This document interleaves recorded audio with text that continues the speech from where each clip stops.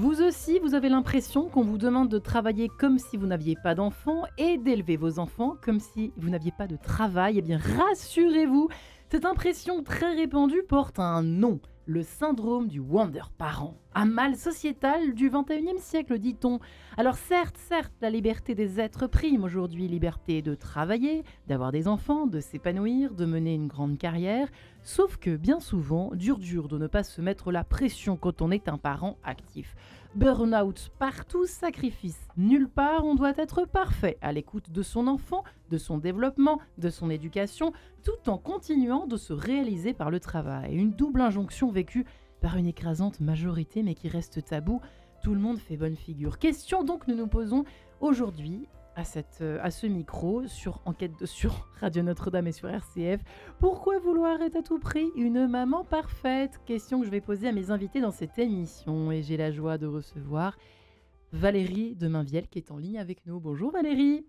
Bonjour Marie-Ange. Alors vous êtes psychologue clinicienne, vous avez fondé Ma Juste Place, une méthode qui accompagne les femmes qui veulent justement se sentir un peu à leur juste place dans leur vie, même complètement, à leur juste place dans leur vie de couple, comme maman, dans leur vie pro, sociale. Est-ce possible? Je n'en sais rien. Vous êtes également l'auteur de Trouver ma juste place dans le quotidien de 7 femmes inspirantes. Et puis votre petit dernier, Imparfaite mais heureuse, tout fraîchement paru aux éditions MAM. Nous sommes également en compagnie ce matin d'Antoine Guednet. J'aurais pu présenter d'abord Kedi Bohème. Bonjour Kedi. Bonjour Marie-Ange. Alors, vous êtes la présidente de la commission, de l'action sociale Clésia Mut, c'est ça, hein? Oui. J'ai bien dit. Présidente de la commission sociale CEPAM 94. En 2 mots, Clésia Mut, qu'est-ce que c'est? Clésia Mut, c'est une mutuelle qui appartient à un groupe de protection sociale. Oui, d'accord. Et la commission action sociale de la CEPAM, ça appartient à la sécurité sociale. D'accord. Et donc, vous œuvrez dans le... J'ai un mandat politique santé. Oui, Je d'accord. suis une élue. Et vous êtes maman aussi. Et je suis maman de... Double casquette. Et absolument, double casquette. Je suis maman, effectivement, de 3 enfants, 2 filles et un garçon. Qui sont Vanessa, grands. Axel et Nicolas, qui sont grands, qui travaillent. Mon aîné est maman de 2 petits garçons, donc qui ont respectivement bientôt 4 ans et depuis Jean 1 an. Les jeunes enfants. Jeunes enfants. Ouais, je vous ai même pas posé la question, Valérie de Mainvielle. Vous êtes évidemment maman aussi, évidemment. Combien oui, d'enfants? effectivement, j'ai 3 enfants. Voilà, 3 3 enfants. enfants qui ont 16, 15 et 10 ans. Voilà, donc un peu plus vieux que ceux de Kedi. La mienne a 2 ans, tout le monde le sait. Antoine Guednet. Bonjour Antoine Guednet. Bonjour. Vous êtes le pape, vous, ici, hein? Oui, mais moi, je ne suis pas maman. Personne n'est parfait. N'empêche que vous êtes quand même peut-être papa et grand-père. Je ne vous ai même pas posé la question avant de rentrer dans ce papa, studio. en Vous êtes effet. papa. Pas encore grand-père, pardonnez-moi. Pas exagérer non plus. En tout cas, des pédopsychiatre que vous êtes, hein. Attention, on rigole pas. Ancien chef de service de... alors, on peut le résumer comme ça, vulgariser, pour que les auditeurs comprennent ce que c'est que la polyclinique Nez Génie Aubry, rattaché à l'hôpital Bichat, donc le service de pédopsychiatrie et de pédiatrie, c'est ça, hein, rattaché à l'hôpital qui dépend de l'hôpital Bichat. Vous avez écrit de nombreux ouvrages, vous êtes reconnu pour vos travaux sur l'échelle d'évaluation alarme détresse bébé. En 2 mots, ce que vous m'expliquiez avant l'émission, c'est que c'est une espèce d'évaluation des bébés tristes, enfin de l'échelle de tristesse des bébés, quoi. C'est ça? Absolument. C'est marrant que vous parliez de tristesse. Oui, comment se rendre compte qu'un bébé n'est pas là où il devrait être, alors que les D'accord. bébés sont les êtres les plus courtois, les plus drôles, les plus gais du monde. S'ils ne le sont pas, ils adorent la relation. S'ils ne le sont Ouais. pas, il faut être capable de se rendre compte que ça ne va pas et d'aller faire une enquête pour savoir qu'est-ce qui leur arrive. Le plus vite possible, le plus tôt possible. Ça fait l'objet évidemment d'une émission. Vous êtes également l'auteur de plusieurs ouvrages, du bon usage des pères, ça c'est le petit dernier aux éditions Odile Jacob. Un bébé n'attend pas, aux mêmes éditions Aux mêmes Aux mêmes éditions Odile Jacob.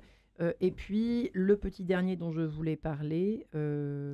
C'est celui-là. C'est celui-là. C'est- Non, mais le petit dernier concernant les bébés, non, mais c'était alarme détresse bébé qu'on a déjà mentionné, mais ça c'est autre chose. C'est cette fameuse échelle d'évaluation. Et bien maintenant que tout le monde est présenté, mesdames et messieurs, c'est vrai que ce syndrome du Wonder Parent, préparant l'émission, j'étais presque amusée, mais c'est quand même un peu choquant d'en arriver là. Qu'en dites-vous pour commencer, Kedi Bohème? Est-ce que c'est pas trop? C'est vraiment ça dont il s'agit? Être un Wonder Parent, mais quelle horreur! Alors, honnêtement, moi, je n'ai pas essayé de l'être. C'est J'ai vrai? fait comme je pouvais, sachant qu'il n'y avait pas d'université ni de mode d'emploi. J'ai désiré par-dessus tout mes 3 enfants. Donc effectivement, ce que je voulais, leur transmettre, c'était le meilleur. Le meilleur, donc c'était moi, je suis, d'une culture méditerranéenne, je suis très, très latine et du coup, je me suis dit: «Il faut qu'ils soient bien soignés sur le plan santé». Donc le pédiatre, je pose des questions, il faut qu'ils soient bien nourris et il faut que je leur consacre du temps. Alors aujourd'hui, c'est vrai que c'est pas évident le temps parce que, il faut travailler, il faut s'occuper des enfants, gérer un foyer. J'ai essayé de faire, tout cela avec, énergie. Je suis d'une nature énergique. J'ai la chance d'être, en très bonne santé et donc effectivement, j'ai élevé respectivement mes 2 filles et mon fils, Ouais. avec des valeurs, des principes. Je me suis levée avant l'heure, je me suis couchée après l'heure souvent. Tout en J travaillant? Oui, tout en travaillant. J'ai aussi la chance, grâce au travail de mon mari, de faire des pauses bébés, ce qui a été très gratifiant pour leur équilibre et notamment trouver le temps de les accompagner au conservatoire, aux activités sportives. À vrai dire donc, j'ai jonglé pas mal. Ça s'est relativement bien passé parce que je pense aussi que j'ai donné les priorités là où il fallait les mettre. Et c'est là où on est complètement perdu, Antoine Guéndet. Aujourd'hui, on est complètement perdu dans les priorités. C'est pour ça que ça ne va pas du tout, ni d'un côté ni de l'autre, pour en arriver à ce burn-out régulier que l'on observe chez beaucoup de mamans et même de parents, hein. On se complique la tâche. Qu'est-ce qui se passe? Quelle est votre analyse en ce début d'émission? Ah, Quelle en question. quelques secondes. Il me semble que dans cette question Ouais. vraiment compliquée, la clé, c'est dans l'alliance parentale. C'est-à-dire qui fait quoi et la répartition des rôles. Ouais. Et dans le bouquin, je raconte un article que j'ai trouvé, je ne sais plus où, il y a longtemps, et c'est un couple de parents qui décident très tôt qu'ils auront beaucoup d'enfants. Madame est géologue et elle est capitaine de la marine marchande. Waouh. Et elle décide que elle veut faire ça. Elle fait sa carrière d'abord et ils font des bébés. Et c'est monsieur qui est charpentier qui s'occupe des enfants tant que maman est en mer. Ensuite, quand elle rentre, évidemment, elle reprend évidemment sa place et ses activités auprès de ses enfants. Mais il y a une répartition des rôles et ça a duré comme ça. Ça a très bien marché pour les 2 ou 3 premiers enfants. Et ensuite, monsieur a dit, ben, moi je vais devenir capitaine de la marine marchande. Il a repris ses études et il a pris la mer. Waouh. Et donc je trouve que ça, c'est superbe, parce que chacun, ils ont fait une répartition des rôles, chacun. Et donc monsieur s'est occupé des bébés, pendant que madame était au début de Et sa ça carrière. fonctionne, ça, le pédopsychiatre que vous êtes, ça fonctionne. Ça a C'est fonctionné. pas un dicton moderne, ça marche vraiment bien. L'un peut remplacer, parce qu'on dit souvent que la maman est très importante et que du coup, c'est pour ça aujourd'hui, peut-être le nœud de la question, l'un des nœuds de la question que nous posons aujourd'hui, c'est qu'elles se mettent une triple, double, voire triple pression, les mamans d'aujourd'hui, finalement. Vous voyez, là, vous êtes en train de nous dire, finalement, bah, pourquoi vous vous en faites? Les deux sont interchangeables, mais il y a deux écoles un peu, j'ai l'impression. Ils ne Non. sont pas interchangeables, je ne crois pas. Chacun, on n'est pas pareil, les hommes et les femmes. Bah, et c'est les pour pères ça, et les ouais. mères, c'est pas pareil. Mais nous, les hommes, on peut jouer des rôles très proches de ceux des mères quand les mères en ont besoin. Quand les mères en ont besoin. Ouais. En particulier quand il y a une mère est déprimée en postpartum, et c'est une chose extrêmement Courante, fréquente. ouais. On commence à réaliser que c'est 10 à 15% des femmes dans toutes les communautés. Ouais. Et dans les villes et en France, ça peut être beaucoup plus élevé que ça, hein. Quand une mère est déprimée, c'est vraiment important si elle peut s'appuyer sur son compagnon, que le compagnon soit un homme ou une femme d'ailleurs, c'est pareil, sur l'autre pour s'occuper des enfants, pour maintenir les choses. Mm. Donc je pense que on est tous prisonniers de notre désir de perfection. Il se C'est trouve- vrai ça ou pas? Ben oui, tout le monde veut faire pour le meilleur, en particulier pour les enfants. Et donc, comme on n'y arrive pas très bien tout seul, la clé, c'est vraiment l'alliance. Chacun faisant ce qu'il fait, ce qu'il aime faire, ce qu'il est capable de faire. Valérie de Mainvial, j'ai envie de vous poser la même question. Quelle est votre analyse, au fond, en ce début d'émission, le constat comment on en est arrivé à ce syndrome du Wonder Parent? Enfin, c'est complètement récent, Ouais. c'est nouveau. Pourquoi? Comment? Oui, pour moi, c'est vraiment un phénomène de génération. Je pense que c'est très relié au fait que jusqu'à la contraception, en fait, le fait de devenir mère était plutôt un devoir. Donc les mères remplissaient leurs devoirs en éduquant leurs enfants bon an mal an. Alors qu'aujourd'hui, le fait que ce soit devenu un choix, puisqu'on peut avoir des enfants, on peut même décider quand, a provoqué une énorme pression sur les épaules des parents qui veulent être tout. Et j'ai bien aimé l'exemple de Kelly Bohème qui dit qu'elle s'était donné des objectifs. J'ai trouvé ça très beau en disant je suis méditerranéenne, moi je veux que mes enfants ils aient une bonne santé, qu'ils soient bien nourris. Puis il y avait un troisième truc que j'ai oublié. Mais les mères que je reçois, moi aujourd'hui, elles veulent tout. Elles me disent mais moi je veux être aimante, attentive, patiente, confiante, disponible, joyeuse. Elles veulent être le tout de leur enfant. C'est le cas à la naissance. À la naissance, c'est évidemment important que la mère ou le père, mais qui a une fonction maternelle, comme on disait à l'instant, le père peut adopter une fonction maternelle à un moment. C'est important que cette mère ou cette personne qui fait mère soit le tout de son enfant. Elle est ce qu'on appelle, alors en psycho on appelle ça le par-excitation, mais si vous voulez, elle se met entre le monde et le bébé pour lui expliquer, pour lui traduire, pour lui dire « Ah, mais oui, tu frissonnes, mais là, il fait froid. Ah, tu te tords de douleur, mais c'est l'estomac, tu as faim, mon petit bébé, je vais te donner à manger. » Donc, elle est le tout de son enfant, elle est le monde pour son enfant. Mais assez rapidement, l'idée, c'est que l'enfant, plus il gagne en autonomie, plus la mère, non pas s'efface, mais se met de plus en plus en retrait sur le côté, à côté de lui. Et aujourd'hui, c'est comme si l'enjeu, c'était de rester encore le tout de son enfant et de le combler sur tous les plans. Ça, c'est quand même assez... C'est exactement... Ça rejoint un peu ce que vous disiez au début de cette émission, justement, Kelly Bohème. C'est-à-dire que il y a une époque, en tout cas, j'ai l'impression que les personnes se mettaient moins, les parents, les mamans, en tout cas, parce qu'on parle des mamans aujourd'hui, se mettaient moins la pression. Il y a quand même une histoire... Je veux bien qu'on veuille tous être des gens bien... Enfin, des parents parfaits, mais tout de même, ça prend des proportions aujourd'hui qui semblent être un petit peu excessives, en fait, voire complètement excessives. Absolument. Moi, je pense que la perfection dans ce bas monde n'existe pas. Chacun le sait. Donc, moi, je le répète, nous n'avons pas de modèle formel, pas d'université. Il y a des bouquins qui sont très bien écrits. On peut apprendre. Mais moi, je trouve que... Bon, pour mon exemple, comme je vous l'ai dit, moi, j'ai désiré par-dessus tout mes enfants. Donc, je les ai voulus. Ce n'est pas le cas de tous les parents, en effet, qui nous écoutent cet après-midi. Moi, je voulais mes 3 enfants. Donc, je voulais effectivement, je répète, leur donner le meilleur. Et je me suis impliquée aussi de façon intuitive. Je pense aussi qu'aujourd'hui, il ne faut pas non plus rentrer dans la compétition. Moi, j'ai un mariage qui a duré 50 fiançailles, 35 ans de mariage avec le même monsieur, donc avec le même mari et père de mes 3 enfants. Je pense aussi qu'il faut laisser la place, donc comme disait Antoine Guédenet, il faut que le couple soit aussi en harmonie, qu'il sache ce qu'il veut pour ses enfants. Mon mari aimait autant mes enfants, je pense, que moi. Après, il n'apportait pas les mêmes services. Déjà, nous, les femmes, on a 9 mois de maternité. Et ces 9 mois, les messieurs ne les vivent pas. Donc, la maternité influence aussi, je pense. Il y a beaucoup d'accords de couple qui se séparent aujourd'hui à cause de ça. Les hommes ne savent pas trouver leur place, etc. Tout à fait. D'où le livre d'Antoine Guédenet, d'ailleurs, à ce sujet, parce que finalement, trouver sa place aujourd'hui comme père, c'est pas simple. On y a déjà consacré quelques émissions, on y a consacré encore d'autres émissions. C'est très demandé, figurez-vous, par nos auditeurs et nos auditrices également, n'est-ce pas, Valérie de Mainvielle?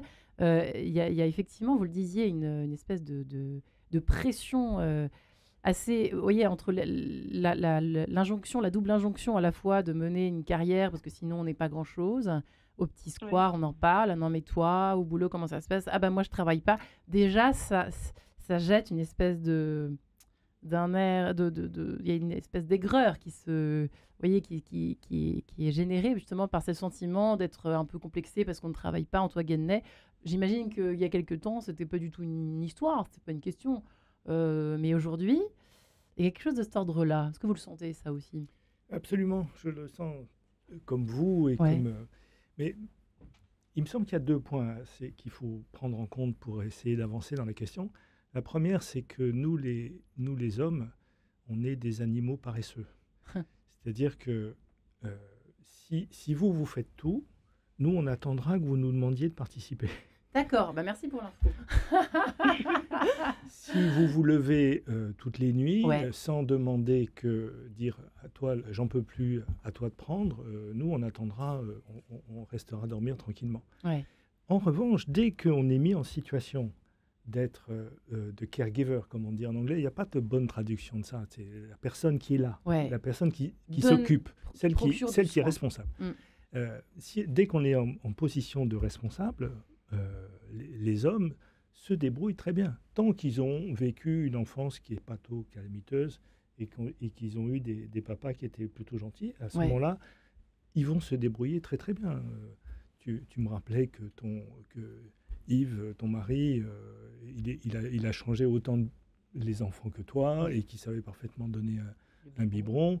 Et effectivement, sans avoir eu la compétence d'Yves, j'ai fait à peu près la même chose. Donc, quand on est mis en situation, on a la même capacité Ouais. et on a les enfants, d'ailleurs, sont très sensibles à la présence des hommes, des pères en particulier et des hommes en général. Hein. Ils sont très facilement calmés, les bébés, Ouais. par la voix grave, par notre voix grave. Et puis, on a notre style à nous pour les faire jouer, Ouais. qui est beaucoup plus, qui est différent Ouais. des femmes. Et ça marche bien si on essaye de pas d'être complémentaire. Et le deuxième point, Oui. c'est ça, c'est cette histoire que je vois pas mal de jeunes couples, ou dont j'entends parler, qui ont cette exigence de répartition absolument égale des choses. Alors Tableau X. ça Et c'est je un peux vous piège. assurer, Antoine Guénet, moi qui vais au petit parc tous les soirs, je peux vous assurer que c'est un sujet de discussion, Valérie de Mainvielle. C'est un sujet de conversation même à part entière. C'est-à-dire, ah non, mais le mien, il n'a pas fait ça, le tien, il fait ça, moi, il fait pas ça. Ce n'est que de la comptabilité, en fait. On arrive Et du coup, ça met les gens dans des états, enfin, ça met les femmes et même les hommes, j'imagine, dans des états un peu grande colère. particuliers. Voilà, exactement. Eh bien, je propose de continuer cet échange tout à fait passionnant juste après ce qu'on va entendre tout de suite, c'est-à-dire la nouvelle poupée de Victoria Postnikova. À tout de suite. La nouvelle poupée de Victoria Postnikova, Antoine Guédnet qui pianotait, qui est pianiste à ses heures perdues, non? Vous n'êtes pas un peu pianiste, Antoine Guédnet? Non. Ah, Non, j'avais l'impression. Vous êtes en tout cas mélomane. Oui, oui. Nous sommes toujours en compagnie d'Antoine Guédnet, pédopsychiatre, ancien chef de service à Bichat, justement, en pédopsychiatrie, Kédi Bohème, présidente de la commission de l'action sociale Clésia Mut, et Valérie de Mainvielle, qui est maman, enfin, elles sont toutes les deux mamans. Valérie de Mainvielle, qui est psychologue clinicienne, qui a fondé Ma Juste Place et qui vient avec son livre Imparfaite mais heureuse, secret de psy pour trouver sa juste place, sans être parfaite, aux éditions même, je ne l'ai pas précisé. Sans être parfaite, Valérie de Mainvielle, peut-être une réaction à ce qui a été dit juste avant cette petite trêve Oui, sur musicale. le couple. Oui. Oui, alors effectivement, ça crée des conflits de couple terribles. Moi, j'ai des jeunes femmes qui viennent à moi se plaignent, soit de devoir demander. Alors Antoine Guédnet disait il faut demander. Moi, je le rejoins tout à fait. Je pense qu'il y a beaucoup de femmes qui n'osent pas demander. Et puis il y en a qui me disent mais pourquoi demander un truc qui est évident? Il faut vider le lave-vaisselle. Enfin, c'est évident, il faut le faire. Donc, ça fait sourire Antoine Guédnet. Hein. C'est ce que dit ma femme. Ah ben vous voyez. Bon, voilà. Bon, on est en plein dans le mille. Ça éveille en fait un sentiment d'injustice terrible, une espèce de colère en disant mais en plus, je passe pour celle qui est terriblement rabat-joie, je ne m'occupe que de ça, etc. Donc effectivement, c'est une plainte qui revient souvent. Et là encore, à mon sens, je pense que c'est intéressant, c'est même important de passer un petit moment chacun à interroger les représentations qu'on a encore sur les rôles de chacun. Ouais. Parce que je constate, comme Antoine Guédnet, qu'ils ne savent plus comment faire. Un partage égal à égal, ça n'a aucun sens. Ce qui me semble important, c'est de comprendre chacun de quelle représentation héritée. Hein. On est peut-être prisonnier. Peut-être que mon mari pense que c'est normal que je les fasse le lave-vaisselle et peut-être que moi, je ne pense pas que c'est normal. Donc, c'est important de se le dire déjà. Et puis ensuite, de s'asseoir autour d'une table et de faire peut-être une espèce de liste de toutes les corvées domestiques variées qui sont là. Et puis de se répartir, de se proposer chacun, bah, tiens, moi je veux bien prendre ça, moi je veux bien prendre ça. Ce que j'observe, c'est que les femmes ont souvent à dire, écoute, moi j'en ai trop, je veux plus de ça, prends-le. Mais c'est très infantilisant pour le conjoint. Moi j'encourage les femmes à dire, mais attends, tournez-vous autour d'une table et puis dites ce que chacun vous avez envie de prendre et ce que personne ne veut prendre, à vous deux de trouver une solution, des idées. Bah, qu'est-ce qu'on fait de ce truc-là dont personne ne veut? Antoine, impeccable. Impeccable, hein. Elle a bon, elle a 20 sur 20. Moi, je suis tout à fait Quel dit d'accord. bohème. Et je suis tout à fait d'accord et que les tâches doivent se faire par affinité en fonction de ce qu'on sait faire, si on le fait bien, si on a la compétence, la sensibilité. Moi, dans mon cas, les choses se sont Ce installées qui m'intéresse, c'est pour vos naturellement. enfants, ça vous ennuie pas de parler de votre fille elle travaille, hein, si je Oui, comprends alors bien, ma hein. fille est médecin. Comment Euh, est-ce qu'elle vit ça? Parce qu'elle a des enfants, me disiez-vous. Honnêtement, franchement, très bien. Je trouve ma fille en harmonie. J'en parlais d'ailleurs avec Antoine. Parce qu'elle elle travaille beaucoup. Oui, elle travaille beaucoup. Elle a un métier donc de Comment elle médecin. fait? Alors, avec mon gendre, donc qui est un métier d'architecte, ils sont très très bien organisés. Les répartitions des tâches se sont faites aussi naturellement en fonction de leur emploi du temps, de leurs compétences. Honnêtement, moi, j'en parlais donc avec Antoine et je suis assez rassurée puisque 2 enfants en bas âge avec 2 métiers où on n'a pas tellement d'horaire, médecin et architecte. Ils les voient? Pardon? Ils les voient, leurs enfants? Alors, ils voient leurs enfants, ils passent tous les week-ends avec leurs enfants. Et je leur ai même dit récemment, mais quand vous voulez faire une pause, appelez-moi. Ils ont appris à sous-traiter, justement ce que dit Valérie. Ils ont appris à sous-traiter ce qu'ils ne pouvaient pas faire. Alors, il y a quand même, sauf que dans notre société, vous le savez, ils ont peut-être beaucoup de chance, mais en revanche, ce qu'on observe quand même, c'est qu'on en parlait juste avant, avec vous, Antoine Guédnet, c'est vrai qu'aujourd'hui, les familles d'aujourd'hui sont beaucoup moins entourées. Les jeunes couples sont souvent très seuls en sortie de maternité. Boum, ils sont tous les deux tout seuls. Les parents, les familles sont dispatchés. La famille n'est pas là. Donc la maman se retrouve très vite toute seule avec ses enfants. Le mari part travailler. Je schématise. Mais même dans tous les cas, même si elle travaille, etc., il y a toujours une forme de solitude aujourd'hui. Et ça, Oui. c'est très, très Et difficile. cette solitude, ça C'est douloureux. croît. Hein. Hein. Et j'ai Ouais. vu, moi, au cours des 10-15 dernières années, monter le niveau de stress Ah ouais. des jeunes familles que je voyais. Ouais. À cause de cette solitude, à cause des contraintes. Oui, Ouais. absolument. Il y a le proverbe africain que tout le monde connaît, il faut un village pour élever un Village. enfant. Oui, il faut un village pour soutenir une jeune famille. Hein. Ouais. Et en plus, pour leur apporter des notions de puériculture en disant voilà ce qu'on m'a appris, voilà ce que j'en ai tiré de bon et qui soit transmis. Ces jeunes n'ont que des émissions comme la vôtre Ouais. pour s'informer ou bien des magazines podcasts, ou des choses, mais ouais. il y a peu de choses Oui. connues. Par exemple, ce que vous Valérie disiez, Madame Valérie, Oui. c'est sur la répartition des choses en fonction des goûts et des capacités de Oui. chacun, sans penser que ces goûts sont forcément codés par le genre. C'est pas parce que Oui. on est un homme que on sait faire ceci ou qu'on a le goût pour cela. Prenons la machine à laver, ce qui est vraiment un Intéressant, la point machine. Oui, essentiel. exact. Après Et le effectivement, lave-vaisselle. après pas mal de discussions, on est venu à un accord avec mon épouse et moi-même. C'est-à-dire que moi, je fais la vaisselle, mais elle est beaucoup plus forte pour ranger les trucs dans la machine. Elle a compris qu'en fait, moi, comme beaucoup d'hommes, je ne sais pas utiliser la machine. Je n'arrive pas à bien le faire. Pendant longtemps, elle a pensé que c'était de la mauvaise volonté et que c'était de la paresse. Il pouvait y avoir de ça initialement, je Ouais. ne le nie pas. Mais il n'y a pas que ça. Il y a aussi le fait qu'on n'est pas pareil, hommes et Ouais. femmes. On n'est pas Par câblés, exemple, pareil. pour rentrer les trucs comme pour trouver les trucs dans le frigidaire, on est beaucoup moins bon que vous. En revanche, C'est pour donc le ça. coffre de Pour la le coffre de voiture, la voiture, vous êtes meilleur. on est Ah oui, meilleur. pour le coup, vous êtes meilleur. Pour le coffre, on est meilleur. Ça, Pour c'est l'orientation, par exemple, hein, Oui. le classique. Comme par hasard, voilà, ça marche aussi. Comme avec par le hasard. truc fatidique, je ne peux pas conduire et regarder la carte, Ouais. qui donne immanquablement lieu à un conflit de grande intensité dans les 5 minutes qui suivent. Donc, nous, on a été des chasseurs-cueilleurs, et donc la plupart des hommes ont plus facilement le sens de l'orientation que les femmes. Ouais. C'est comme ça. Valérie, ça vous fait rire? Ouais. Sourire? Oui, ça m'a fait sourire. Moi, je voulais revenir 2 secondes, si c'est votre Ouais. sujet, sur la question de la solitude dans laquelle Oui, les femmes se allez-y. retrouvent. Parce que ce que je trouve différent, vu les années passant, c'est qu'en fait, les femmes qui se retrouvent très seules, n'ayant plus effectivement la force de ce lien intergénérationnel qu'il y avait avant, on appelle moins maman pour savoir Ouais. quand le petit assis ou ça, de travers. Qu'est-ce qu'elles font? Elles font sur les réseaux sociaux. En tout cas, les femmes que je reçois chez elles, c'est vraiment Ouais. un réflexe acquis. Et là, qu'est-ce qu'elles voient? Des images absolument de perfection partout. Merveilleuses, avec des femmes qui s'éclatent, avec des Instagrammées. enfants bien coiffés. Mm. Voilà, complètement Instagrammées. Et ça me semble participer d'une façon tellement immense que je pense important d'en parler beaucoup, à cette image de la mère parfaite. Ouais. En fait, comme vous disiez, ça n'existe pas, et puis c'est même pas bon pour l'enfant. Et je trouve ça tout à fait dommage. Expliquez-vous, Valérie, pourquoi c'est pas bon pour l'enfant? Une mère Maman parfaite. Qu'elle imagine comme une mère parfaite, c'est-à-dire une mère qui répondrait absolument à tous les besoins de son enfant. Ce serait une mère qui ne laisserait aucune faille, aucun raté, aucun interstice dans lequel l'enfant puisse se glisser. D'abord, pourquoi on est toutes comme ça? Pourquoi on est comme ça? C'est quand même hallucinant qu'on soit.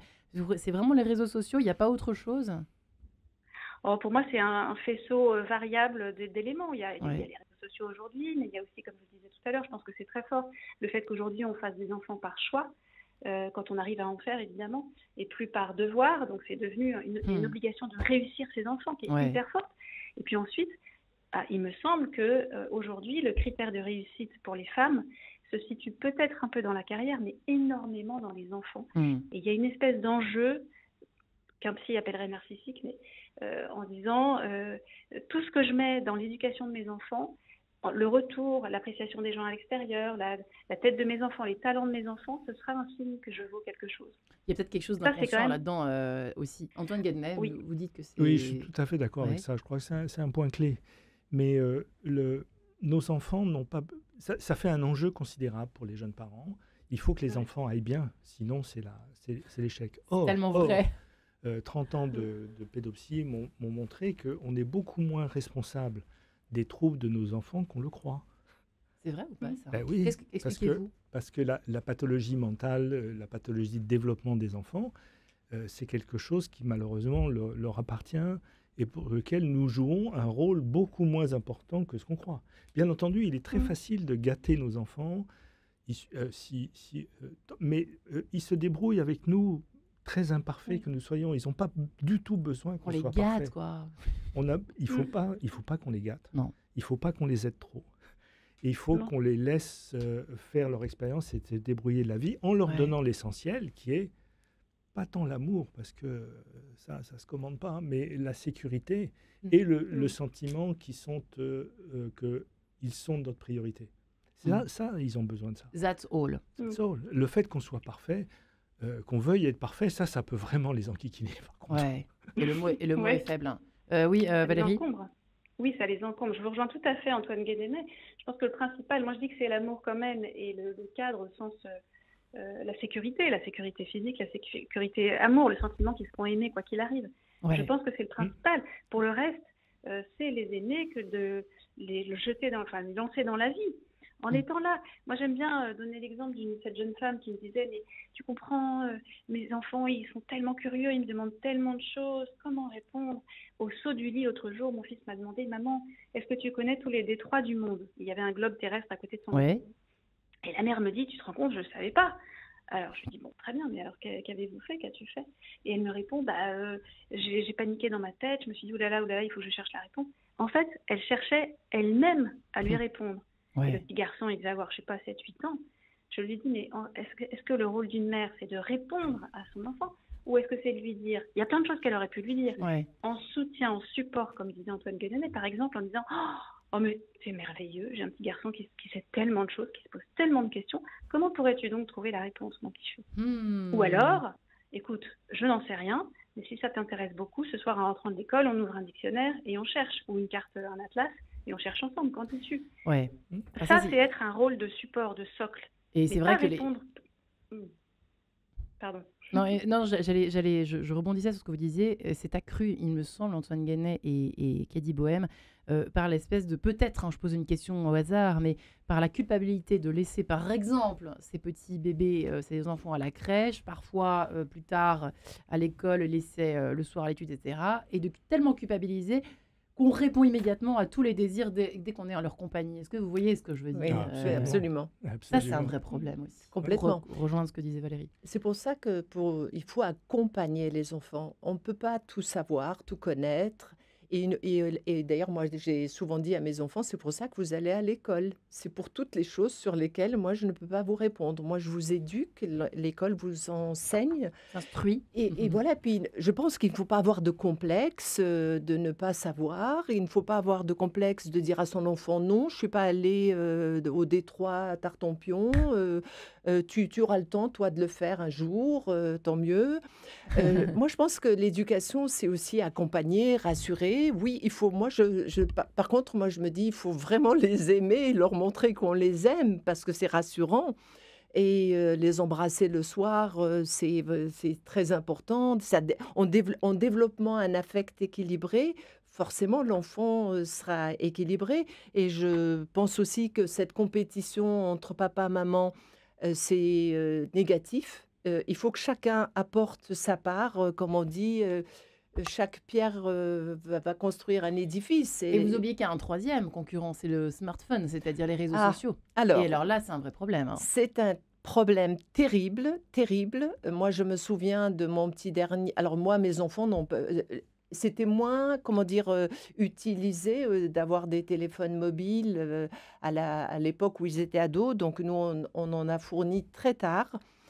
Effectivement, aujourd'hui, pour moi, je trouve que c'est dramatique et je n'ai pas compris d'ailleurs pourquoi dans les écoles, on ne demandait pas aux élèves de déposer le téléphone à l'entrée et de Il y le a des enfants reprendre à à la l'école qui ont des sortie. téléphones, hein, vous Moi, plaisantez? je pense que oui, j'ai vu raison. des émissions à la télévision, voilà, et j'ai entendu des enfants. Oui, oui, je connais même des exemples autour de moi où l'enfant a un téléphone très tôt. C'est un autre sujet, mais en tout cas, Antoine Guednet et Valérie de Mainvial, j'imagine que ça aussi, vous y prêtez attention à cette histoire de troisième personnage qui est l'écran, les réseaux sociaux, le temps qu'on y Les passe. médias. On ne se rend pas compte, en fait, mais pendant ce temps-là, les Ouais. enfants ne s'en occupent pas. Valérie, vous souhaitiez réagir? Oui, c'est un problème énorme. Moi, je milite pour que les réseaux sociaux et les téléphones portables soient interdits aux enfants avant 18 ans, carrément. Bah oui. Je sens que ça bouge sur ce plan-là, mais je pense que c'est excessivement délétère et qu'on est malheureusement seulement maintenant en train de se rendre compte de tout ce que ça... Y compris en famille. Pardon ? Y compris en famille, à la maison. Et ça, c'est Y peut-être... compris en famille. Y compris en famille, je pense que c'est important, mais on est en train de s'en rendre compte. Je crois qu'il faut établir des règles hyper strictes de jamais de téléphone dans la chambre et des temps où on peut le consulter.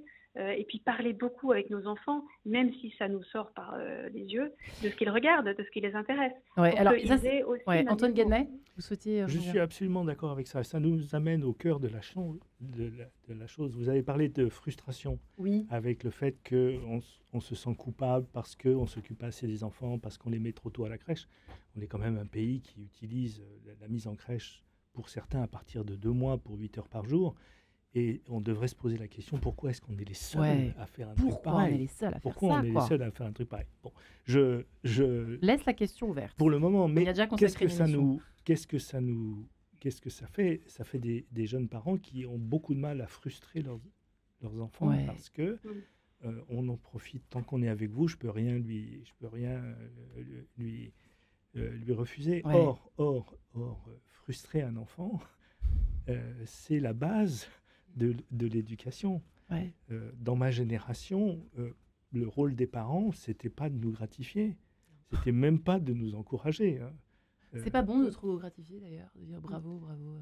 Il faut le faire à la juste mesure, il D'accord. faut vraiment pas en rajouter, quoi. Les enfants, ils ont besoin qu'on les encourage, mais pas qu'on en rajoute. S'ils n'ont pas bien fait, ils n'ont pas bien fait. Ouais. Si c'est pas suffisant, c'est pas suffisant. Mm. Et beaucoup d'enfants que j'ai vus dans la consultation souffraient au fond de quelque chose qui était difficile à percevoir. C'est difficile pour un enfant de recevoir quelque chose qu'il n'a pas mérité. Intéressant. Hmm. Intéressante Mm. question. Et donc, Ouais. et nous, il faut qu'on apprenne à nos enfants la frustration, parce que s'ils ne l'apprennent pas, le monde va le leur apprendre et ça va faire mal. L'enfant Dieu Et va ça mal va- finir. Ça va faire mal. Marie Laforêt, la tendresse. Ça fait quand même du bien d'entendre un peu de tendresse dans cette émission Quai de Sens. À tout de suite. Et voilà pour l'hommage à la tendresse, chanté évidemment par la délicieuse Marie Laforêt. À l'heure où nous parlons de la perfection pour les mamans, chez les mamans. Pourquoi vouloir être à tout prix une maman parfaite? Syndrome du wonder parent, typique évidemment de notre société du XXIe siècle. Valérie de Mainvial est avec nous, psychologue clinicienne, maman, qui a fondé Ma Juste Place et qui vient avec son livre Imparfaite mais heureuse, paru chez MAM, Kédi Bohème, qui est elle, maman également et grand-mère, présidente de la commission de l'action sociale Clésiamut, et Antoine Guednet, pédopsychiatre, ancien chef de service à Bichat, à la polyclinique Né-Génie-Aubry, qui s'occupe de pédopsychiatrie et de pédiatrie, qui a fait paraître un excellent dernier ouvrage, d'ailleurs vous reviendrez pour parler des papas, du bon usage des pères chez Odile Jacob et un ouvrage de référence, Un bébé n'attend pas, chez le même éditeur. Effectivement, comme il est difficile d'être tendre et de dire non, Antoine Guédenay, comme c'est difficile. Pourquoi? Qu'est-ce qui se passe dans nos têtes? Comme c'est difficile de frustrer nos enfants, on voudrait toujours qu'il y ait des moments agréables avec eux, surtout si on se sent coupable de trop travailler, de ne pas les voir assez. Les frustrer est difficile. Or, c'est un cadeau de l'éducation qu'on leur fait. C'est-à-dire de leur permettre de faire les choses de façon autonome, de ne pas les leur donner avant qu'ils les aient méritées. Souvenez-vous des petits-enfants. Les petits-enfants, une des choses qu'ils détestent, c'est qu'on les laisse pas faire ce qu'ils sont capables de faire. Donc, il ne faut pas aider nos enfants quand ils n'en ont pas absolument besoin. C'est-à-dire quand ils sont en détresse et quand ils sont absolument coincés. Là, donc, il faut se retenir parce que tout ce qu'on peut faire comme aide ou donner des choses qu'ils n'ont pas demandées, qu'ils n'ont pas méritées, ça leur coupe l'herbe sous le pied. Et et la racine de l'estime de soi, c'est la capacité qu'on a de faire les choses. Même nous, grands, absolument. Adultes, et ça continue. Et ça continue. Donc ça, c'est très important que des jeunes parents, il n'y ait pas l'un qui dit oui quand l'autre a dit non. Ça, c'est le b.a.-ba qu'on a appris, nous, de nos parents, en principe. Se mettre d'accord. Et que ne jamais laisser une feuille de papier et de cigarette entre les deux parents. Et on règle nos affaires, qu'on soit d'accord ou pas d'accord.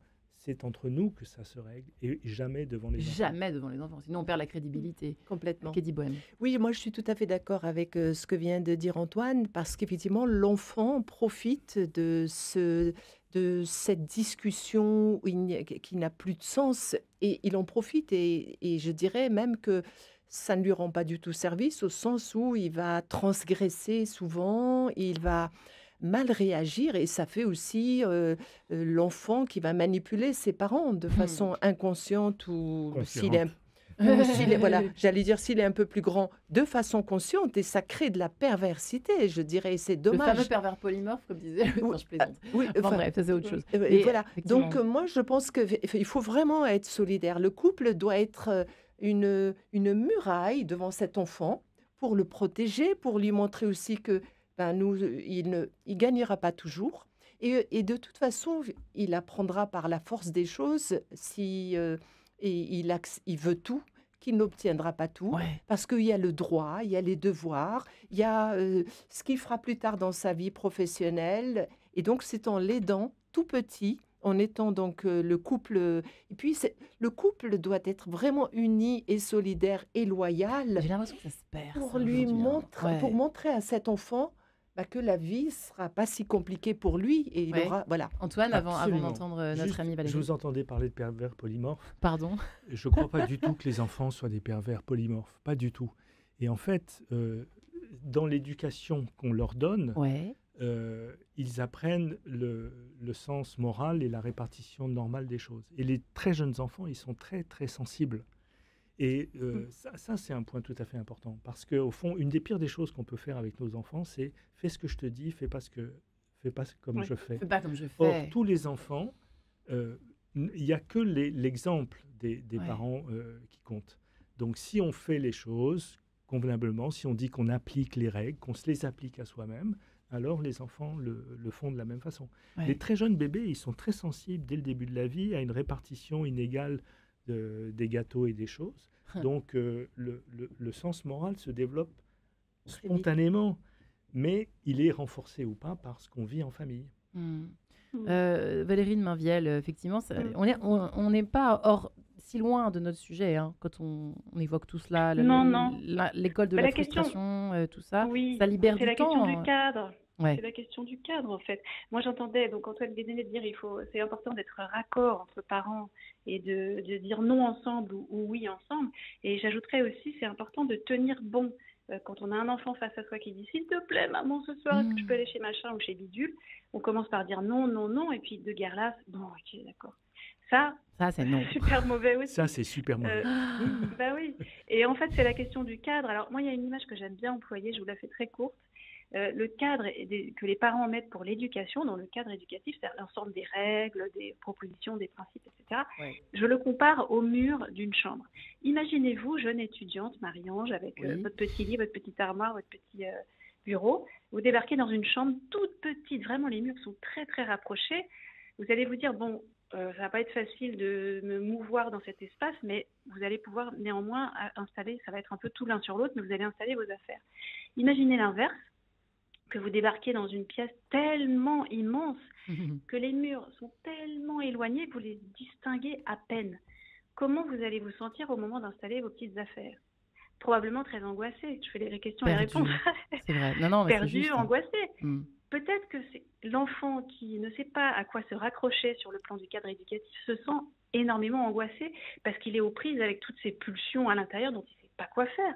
Il a absolument besoin de cadre. Et souvent, l'enfant qui demande 20 fois « Est-ce que je peux, s'il te plaît ?» Non, mais s'il te plaît, juste pour cette fois, il n'attend pas que vous disiez oui. Il attend de voir si le mur est solide. Il tape, il tape, il tape, il tape. Puis quand il a vu que la réponse est toujours la même, il est rassuré et puis il peut passer à autre chose. Il y a une incompréhension souvent de la part des parents là-dessus. En tout cas, effectivement, je fais référence à votre livre. J'invite les auditeurs à s'y référer en tout cas. Vous posez dans votre premier chapitre 6 questions. Comment savoir de quoi j'ai besoin? Comment me ressourcer? Comment calmer le flot de mes pensées? Comment gagner en légèreté? Pas simple. Comment lâcher prise et n'est-ce pas égoïste de s'occuper de soi? Et en fait, une fois qu'on a un cadre, Antoine Guédenet et Kady Bohème, on peut s'autoriser tout ça. Si j'ai bien compris, il faut faire les choses dans l'ordre. Mais c'est vrai que c'est plus simple d'avoir des enfants qui commencent un peu à se structurer pour éviter de tout le temps de quoi il a besoin, envie, je lui donne le choix, ça se roule par terre, ça fait des colères et là on n'a plus le temps de faire tout ça. C'est un peu ça le résumé ou pas? Absolument, absolument, comme vient de le dire Madame Valérie de Mainvielle. C'est vraiment ce cadre et c'est ça qui donne la sécurité, c'est que la règle du jeu, elle est explicite. Ouais. Et vraiment, on ne pourrait pas insister plus sur ce que vous venez de dire, c'est la cohérence. Ouais. La cohérence et la tenue des choses. Et c'est difficile, mais c'est ça qui marche. L'action qui marche, qui donne une cohérence. Quand on ne s'en sort pas, effectivement, Valérie de Mainvielle, qu'est-ce qu'il faut faire? Allez voir Antoine Guédenet, quand on se sent submergé. On ne met pas forcément le mot perfection dans ses angoisses. Non, c'est vrai. C'est ça, peut-être. Alors, nous y consacrons une émission, mais attention, chers parents qui nous écoutez, vous l'êtes peut-être sans le savoir, obsédés de perfection, non? Oui, en fait, c'est vrai que c'est rarement nommé comme tel. Et au contraire, les personnes qui arrivent, en tout cas dans mon cabinet, me disent je suis une mère épouvantable parce que je hurle sur mes enfants, je perds patience, je suis épuisée, je les déteste parce qu'ils me sursollicitent tout le temps. Je pense que si on sent qu'on n'arrive pas à aimer ses enfants, oui. Allons consulter. Ça me semble un motif tout à fait intéressant. Si on sent que, alors qu'on voudrait être une mère aimante, attentive, patiente et compagnie, comme je disais tout à l'heure, c'est l'inverse qui se produit à la maison, c'est là qu'il est temps d'aller consulter, parce que très souvent, ce qui se passe, c'est que les mères se sont oubliées.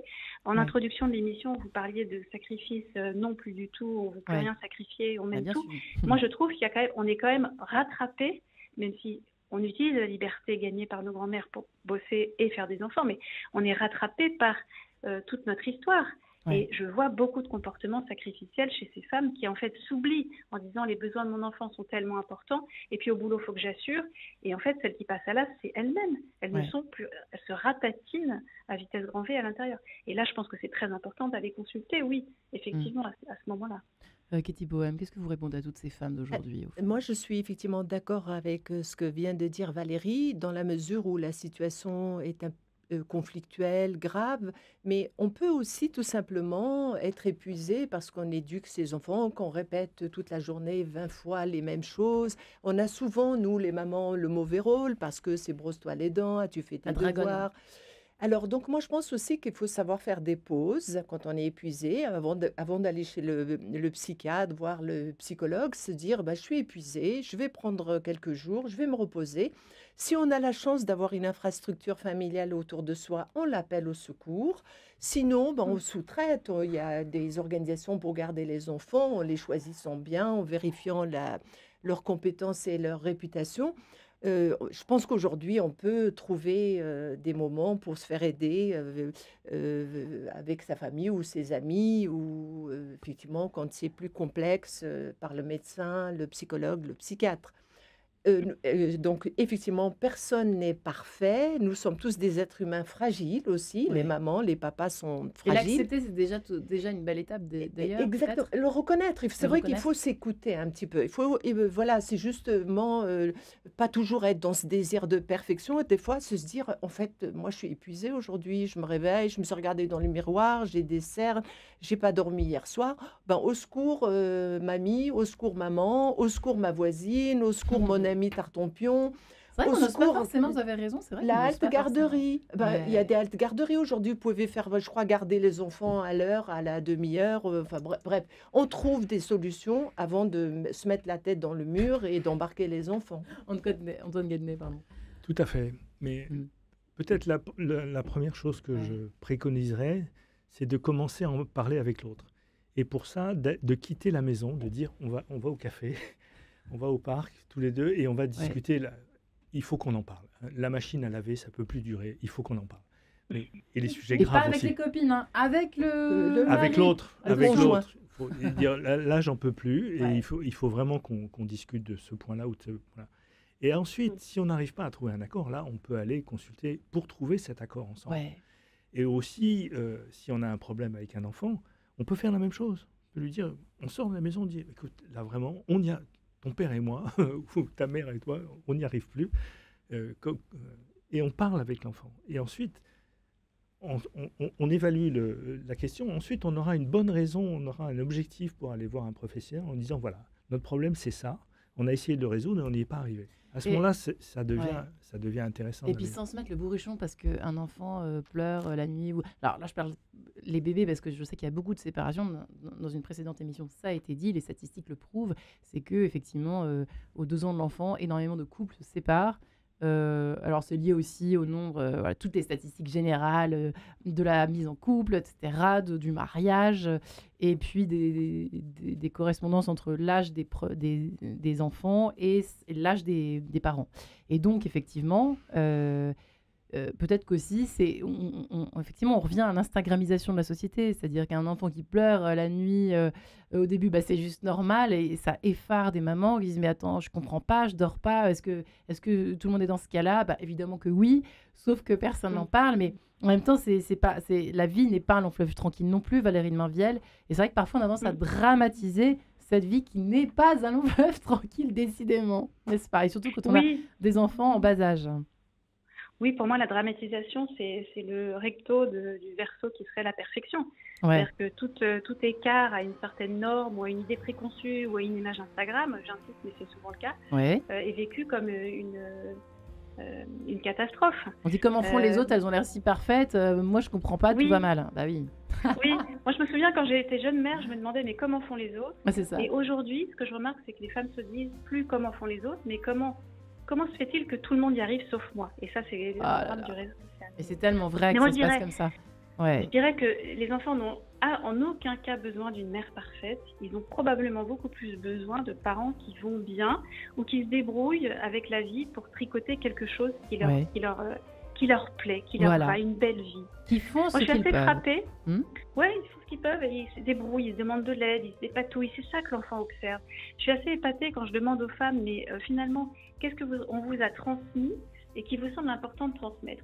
Ou qu'est-ce qu'on vous a transmis quand vous étiez enfant et que vous aimeriez transmettre à vos enfants? Alors, elles réfléchissent longuement pour me dire finalement des choses, 95% des cas, dans 95% des cas, qui sont non pas des choses qu'on leur a dites, Merci. ni répétées, Ouais, mais vite. mais une valeur qu'elles ont observée. Eh bien voilà, eh ben voyez comme quoi, merci, l'essentiel tombe à la fin. Valérie de Mainvielle, Kédi Bohème, Antoine Guednet, merci à vous trois. Merci Et à bon vous. courage à tous les parents, je vous embrasse tous les parents qui nous écoutez et les mamans spécialement aujourd'hui cet après-midi.